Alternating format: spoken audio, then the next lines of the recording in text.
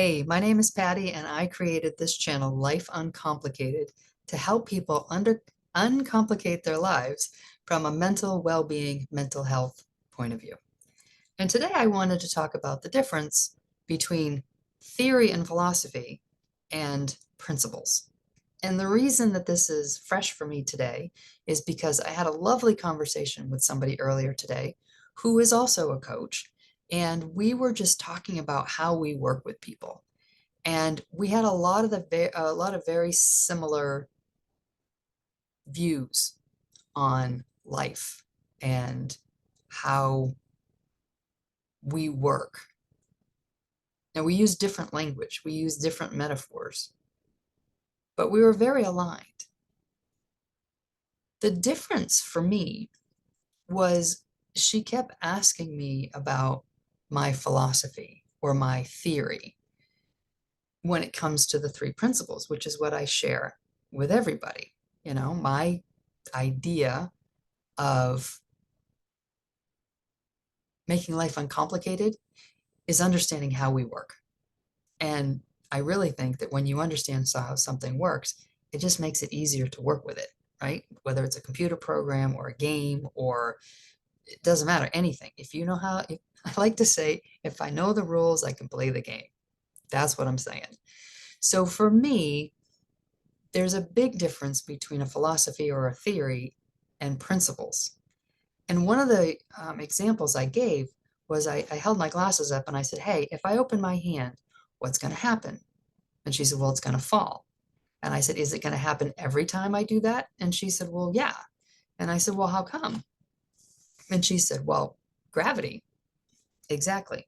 Now, I didn't quite explain it this way in the conversation. It occurred to me afterwards, as as will happen all the time.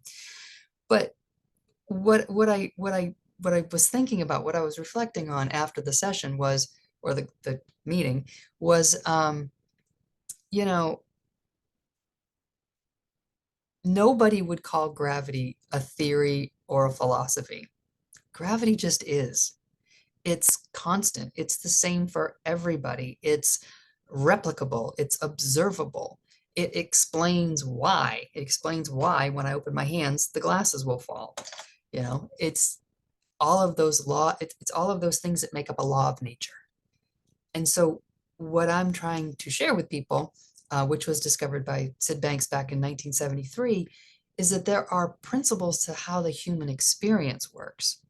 And it falls down to three fundamental principles. You're alive, you're aware, and you think, at their most fundamental, simplest way to explain them. And this is true for everybody. You can see it. You know the difference between someone who's alive and someone who's not. The spark isn't there when someone or something passes, right? That aliveness is in all of us. We all have a capacity to be aware of our experience, be aware of the spiritual nature of life, which we can't actually see, but we can feel. We have the capacity to think.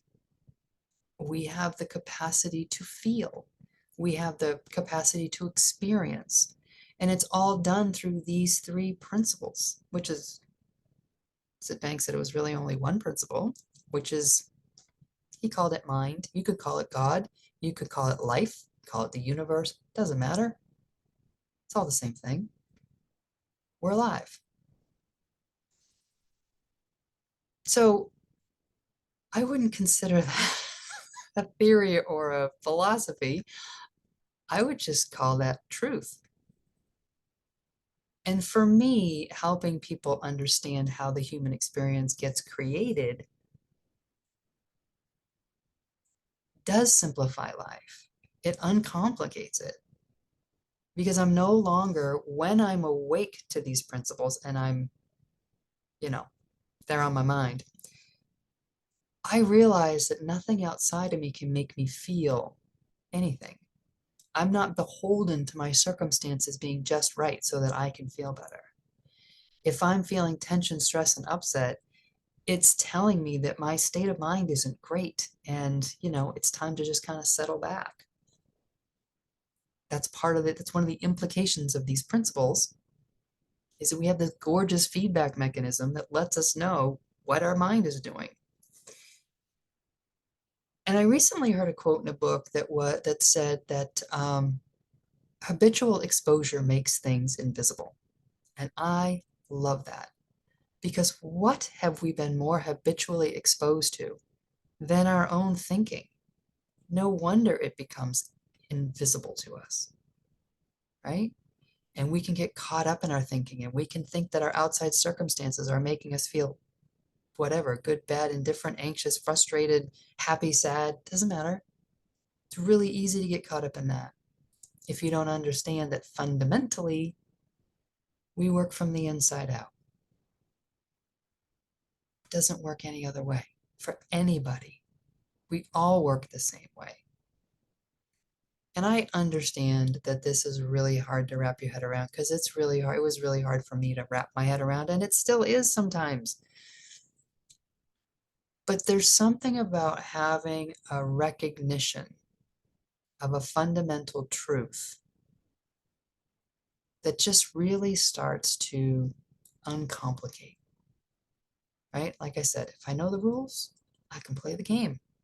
If I don't know the rules, I'm out here floundering, trying to figure out the game as I go, and it's not always going to be pretty, right? So, that's what I wanted to talk about today. Just the difference between a theory or philosophy and a principle. You know, you could look at it this way. The principles are where all philosophies and theories come from, right? They come from someone's idea. Someone observed something and then they had made a theory about it. In fact, the 5 stages of grief are like that. And I'm getting off topic here a little bit, but the 5 stages of grief were observed by Elizabeth Kubler-Ross when she was looking at people who had been given a terminal diagnosis. And she created what she observed. And she called them the 5 principles, not the 5 principles, the 5 stages. And then she got together with David Kessler and they created the 5 stages of grief. Now, these were not ever meant to be prescriptions. They were meant to be descriptions of what had been observed in people. And what I want to point out is that her capacity to be aware and to observe and to think, and the fact that she was alive, is what allowed her to create the 5 stages of grief. So the aliveness, the awareness, and the thought came first. And from that, she was able to create a theory. I'll talk about the 5 stages of grief some other time, but that's just what popped into my head. And so I thought I'd share it. Other than that, I'll come out and talk about another subject another day. And I hope this was helpful.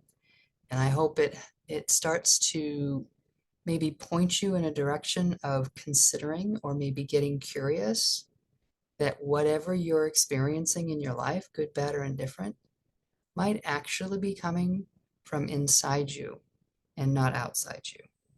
Because I promise you, although that may sound terrible on the surface, it does tend to uncomplicate your life. All right, I'll talk to you again soon.